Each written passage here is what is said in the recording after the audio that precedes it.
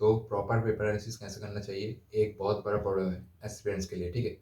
तो आज के वीडियो में मैं इसी के बारे में बताऊँगा, कैसे आपको पेपर एनालिसिस करना चाहिए। अगर आप ठीक से पेपर एनालिसिस कर सकते हैं, तो आपका स्कोर 100 से लेके 150 तक इंक्रीज़ कर सकते हैं, अगर आप ठीक से हर मॉक टेस्ट का पेपर एनालिसिस करेंगे, ठीक है? तो एक बहुत इम्पोर्टेंट पार्ट है।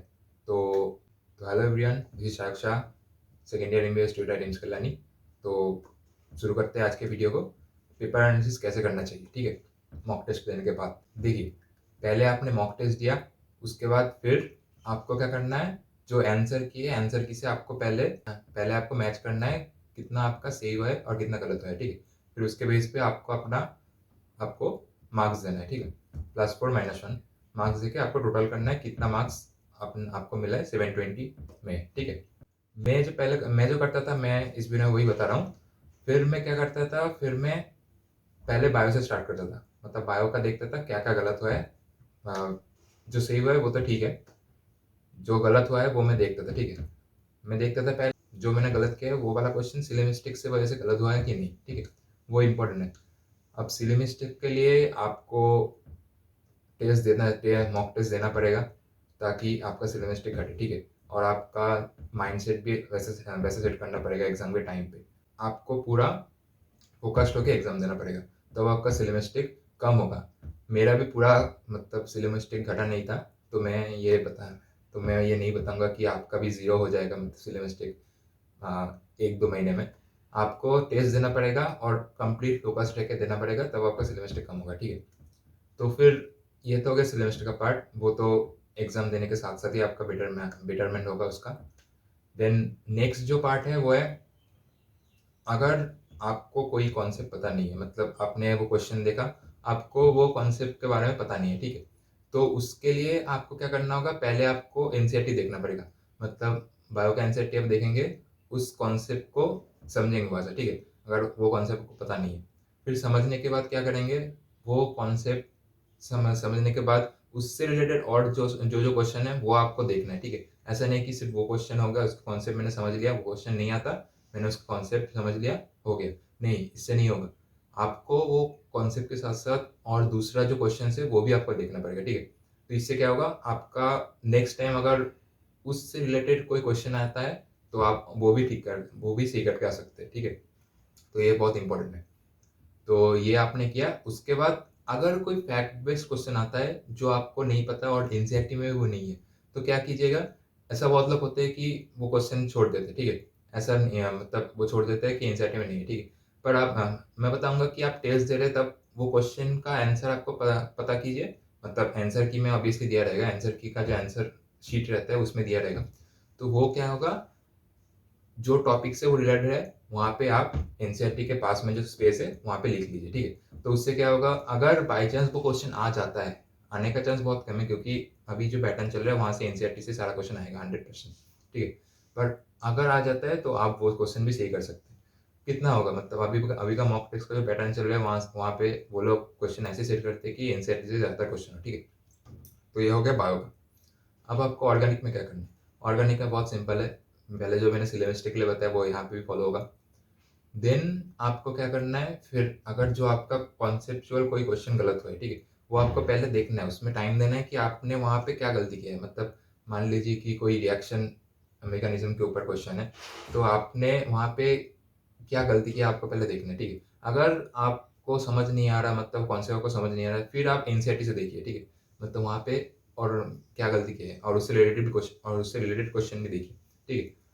फिर भी अगर आपको वो समझ नहीं आ रहा, मतलब ठीक से समझ नहीं आ रहा, फिर मतलब मतलब एनसीईआरटी के बाहर से कोई मतलब क्वेश्चन दिया है, आप समझ नहीं पा रहे, तो फिर आंसर जो शीट है, उससे आप देखिए कि मतलब वहाँ पे कहना क्या चाहते हैं। फिर उससे उसके बारे में थोड़ा नोट डाउन भी कर लीजिए कॉपी में, ठीक है? मतलब ये नया कॉन्सेप्ट मैंने सीखा इस क्वेश्चन से, ठीक है?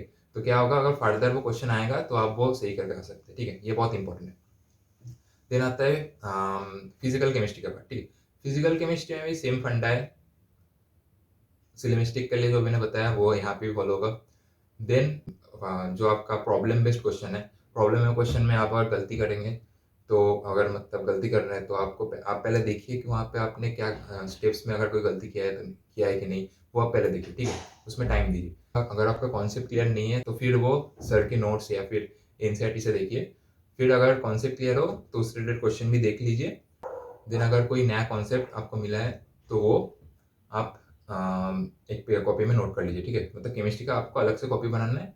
वहाँ पे क्या करना है, जो नया नया कॉन्सेप्ट आप मॉक टेस्ट से सीख रहे हैं वो आपको नोट करना है, ठीक है? ताकि अगर बाद में भी क्वेश्चन आए तो आप वो सही करके आ सके, ठीक है? और कोई फैक्चुअल क्वेश्चन है वो उसका आंसर आप जो टॉपिक से रिलेटेड है उसके साइड में जो स्पेस रहता है वहाँ पे लिख लीजिए, मतलब बायो की तरह ही, ठीक है?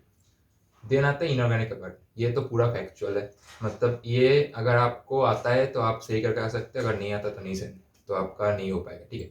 अगर जो क्वेश्चन आपका नहीं बना इनऑर्गेनिक केमिस्ट्री से, वो आप क्या करेंगे, आप एनसीईआरटी को खोलिए, फिर वहाँ से देखिए क्या क्या कॉन्सेप्ट है उसका। कॉन्सेप्ट नहीं मतलब फैक्चुअली ज़्यादा होता है, तो वो फैक्ट को देखिए, उससे रिलेटेड सारा चीज़ें जो है वो भी पढ़ लीजिए, ठीक है? ऐसा नहीं कि वो फैक्ट ही आपको सिर्फ देखना है। पहले एक लाइन से क्वेश्चन आया तो नेक्स्ट टाइम उसके नेक्स्ट वाले लाइन से भी क्वेश्चन आ सकते हैं, ठीक है? तो उससे रिलेटेड पार्ट भी आपको देखना है, ठीक है? देन अगर अगर कोई नया फैक्ट आपको पता चला है तो वो उससे रिलेटेड टॉपिक के पास में एनसीईआरटी में जो स्पेस दिया रहता है वहाँ पे लिख लीजिए, ठीक है? ये हो गया केमिस्ट्री का पार्ट। अब आता है वाइटल पार्ट, फिजिक्स। फिजिक्स में मॉक टेस्ट में क्वेश्चन मैं मानता हूँ थोड़ा टफ आई थिंक आता है, ठीक है? तो वो आपको प्रैक्टिस करना है, ऐसा नहीं कि मतलब थोड़ा टफ क्वेश्चन है मैं छोड़ देता हूँ फिर नहीं देखूंगा, ऐसा नहीं करना है आपको, वो देखना है, ठीक है? वो इम्पोर्टेंट है। देन आपको पहले देखना है आपका सिलेमिस्टिक हुआ है कि नहीं। फिर वो सिलेमिस्टिक के लिए तो मैंने बताया आपको पूरा स्टेप फिर से फॉलो करना है, मतलब कौन से स्टेप में आपने क्या गलती किया है वो देखना है आपको, ठीक है? अगर आपको इसमें आपको टाइम देना है, ठीक है? फिजिक्स में जब हम एनालिसिस करेंगे तो आपको टाइम देना है। मतलब एक मेरा क्या होता था, मैंने एक क्वेश्चन पे 10 से 15 मिनट भी टाइम स्पेंड कर दिया, ठीक है? मतलब हाँ, 15 मिनट से ज़्यादा मत दीजिएगा तो फिर वो बहुत टाइम वेस्ट हो जाएगा। 10 से 15 मिनट आप दे सकते हैं, ठीक है? मतलब एक क्वेश्चन, मतलब अगर कोई इंटरेस्टिंग क्वेश्चन है तो उसमें आप टाइम दीजिए, तो उससे क्या होगा, आपका उससे रिलेटेड जो कॉन्सेप्ट है वो भी क्लियर हो जाएगा, ठीक है? तो उसमें आप टाइम दीजिए। देन वो क्वेश्चन आपका हो गया। वो क्वेश्चन अगर फिर भी आपका नहीं बन रहा है, मतलब ज़्यादातर टाइम पे क्या होता है, मतलब आपने एग्जाम का जो स्पेशल रहता है उसके चलते क्या होता है, आपने सेकेंड स्टेप में कोई आंसर आपने निकाला है, वो आंसर में था, आपने मार्क कर दिया, ठीक है? आपने क्वेश्चन पूरा पढ़ा नहीं ठीक से, पर आप उसका आंसर फोर्थ स्टेप के बाद जो आंसर निकलेगा वो उसका आंसर होगा, ठीक है?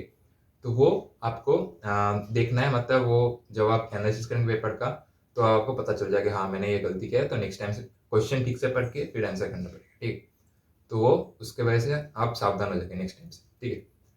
फिर भी आपको अगर कोई कॉन्सेप्ट समझ नहीं आ रहा तो क्या कीजिए, टीचर्स का नोट्स निकालिए, वो देखिए, ठीक है?